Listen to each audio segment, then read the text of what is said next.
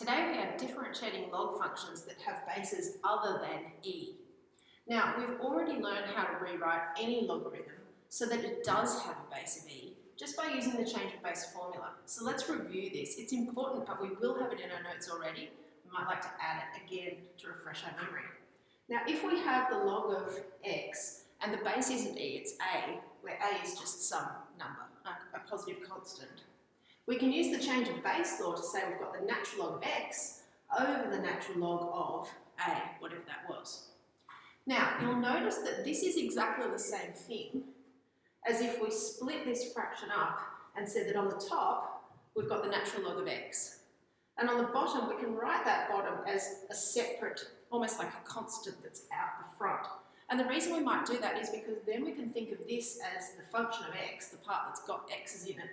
And this is just a number that's sitting out the front. Because if we saw a number out the front that was like 2 or 3 or 4, we know how to differentiate this thing. We already know that if you're differentiating something like 2 with a natural log of x, it's just like differentiating the natural log of x where you get 1 over x, but that 2 comes along for the right and we just put it in our answer. So here, this is like our 2. It's not a 2, it's a nasty looking fraction with something complicated on the bottom, but effectively it's working the same way. And what this means is that we already have the skills to differentiate this. All we needed to do was apply the rule that we did already know so that we could do it. So I've written 2 strategies here, and now both of these are able to be used. Take your pick. I know which one I prefer, but if you're leaning towards another one, you do you. There's 2 strategies. One is to do what we've just done above, convert the function that you're given that doesn't have a base of e, so that it does have a base of e, and then you can differentiate it using the rule that we've already learned. Now the rule we've already learned is that when you differentiate a log of x, a natural log of x, you get 1 over x. And I've written here, include the constant. So just like we did up here, if there's a number in front, it comes along for the ride. Here we have a number in front, it can come along for the ride. Now the other way that you could go is you could learn a new standard rule, a formula, and you could just blindly apply it. So the formula that you would learn is that if you're differentiating a log and it doesn't have a base of e, it has a different base, then what you're going to get is 1 over x, same as what we've already considered, but that constant's going to come along for the ride. Now our constant is actually a fraction, and on the top it's just got 1, which explains why we're going to get 1 here. It's got its main substancey part kind of on the bottom. So when we write that constant down and then multiply it by 1 over x, you can see that's why we get this. Now if you want to just memorise this and use it, go ahead, this will be fine. It'll work every time, but note that it's not on our formula sheet. I also think that rather than try and learn a new rule that you could potentially forget, we already know this rule, and we already know this rule. All we need to do is apply them, which we haven't done before, but we have the skills to do. So I tend to think that the first strategy is probably the one to go for. Now, what is on your formula sheet is this formula. It says if we're doing a more complicated log, not the log of just x, but the log of some function of x. Now, we already know that if there's an e down the bottom there, what we do is we put f dash x over f of x. And we can do that again. All that comes along for the ride is that constant, okay? Now, this formula I've written in purple here, I don't want you to write down, but I'm mentioning it because it's similar to that one, except that it's got a more complicated function in it. It is on our formula sheet, and it could be used to do one of these questions, even though the function of x is only going to be x. But I want you to know that this sort of question is just beyond our advanced syllabus.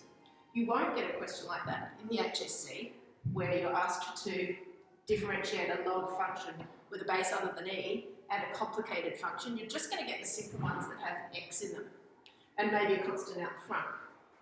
So you could use this off your formula sheet to answer a simple question. You could memorise this simple version of the rule, but even better, I think, we have this rule already in our heads. We already know how to do this. So let's have a look at using strategy 1. So we've got 3 examples here, and I'm going to throw strategy 1 at all of them. The reason I throw that strategy at them is I already know how to use the change of base law and I know how to differentiate natural logs, so I just use those every time and think it through, and I find that saves me making a mistake. If I memorise another formula, I might forget it. Okay, so if I'm going to differentiate this, I want to change the form of it first, and this question hasn't said y equals this, find dy dx, it just says to differentiate something.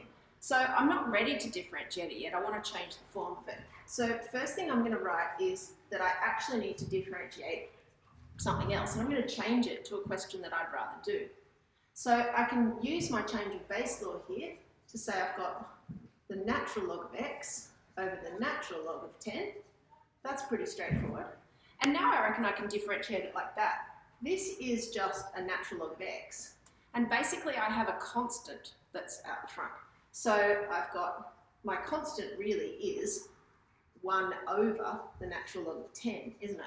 So I could rewrite it like this, but the more of them you do, you're going to realise that that is the same thing as this. And in your head, you can break it up and say, this is the function part with x in it, and this is the constant part that's going to come along for the ride. So when I differentiate this, the top part, I just get 1 over x, and if this part's coming along, it's going to stay on the bottom of the fraction, so I'm going to have 1 over, and I can either write the x first, and then the natural log of 10, or I could write the natural log of 10 and then x. Which one's better? Well, don't forget we're trying to make sure that everything we do is as clear as possible. And if I write 1 over the natural log of 10, and then I multiply it by x, if I put a little dot or something like that to show that I'm multiplying, there's a chance that people will think I'm taking the natural log of 10x, and I'm not. I've got the natural log of 10, and I'm multiplying that whole thing by x. So it's safest to put the x out the front where it clearly looks like it's on its own. This second example is similar to the first one, but a little bit more complex because we've got a 6 out the front. So instead of differentiating first up, I'm going to just change the form of it. I need to rewrite the log part with natural logs. So my change of base law says I've got the natural log of x over the natural log of 4. Now I'm quite comfortable here to note that this is the part that's got x's in it that I'm going to differentiate and make 1 over x with. And the 6 on the top and the natural log of 4 on the bottom, they form my constant. Now if you'd rather write it so that you've got the 6 and the natural log of 4 together, and then the natural log of x out there, go ahead and do it. And if that means you write what I had and then you write this next, go for it. The more of them that you do, the more comfortable you get with picking out which is the constant part and which is the xy part, for want of a better word. Okay, now I can differentiate. This constant comes along for the ride, and when I differentiate this part, I get 1 over x. So I'm going to have a 6 on the top, and the x is going to be on the bottom, and I'm going to write it first so that it's clearly not part of that natural log of 4. All right, a bit more to do with this one. We need to find the equation in standard form of the tangent to this curve at a given point. Now, to find the equation of a tangent to a curve, that's a straight line. We're going to need the point, we've got the x value, we'll need the y value, and we're going to need the gradient there. And to find the gradient, we need to differentiate the function. So let's say y dash, or you can say dy dx, whatever you like. In fact, I'm not ready for y dash. Let's rearrange it first. Y is equal to, use your change of base formula, natural log of x over the natural log of 3. Now I can differentiate that and say y dash is equal to, well, differentiating the top, I get 1 over x, and this constant of 1 over the natural log of 3 just comes along for the ride. So I have x natural log of 3. Now this is the gradient formula, or the gradient function, isn't it? So I can find the gradient at any point on the curve, and therefore the gradient of the tangent at any point on the curve, if I plug in the x value that I'm interested in. So I want to find what the gradient is when x equals 4. So I plug in 4 here, and I'm going to have 1 over 4 times the natural log of 3. That's my gradient. Now I also need to find what y is when x equals 4. So let's plug 4 back into the original equation and we get this.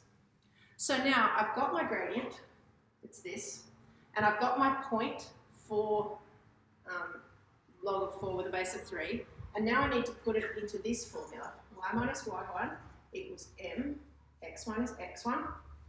Now my gradient is this nasty looking thing.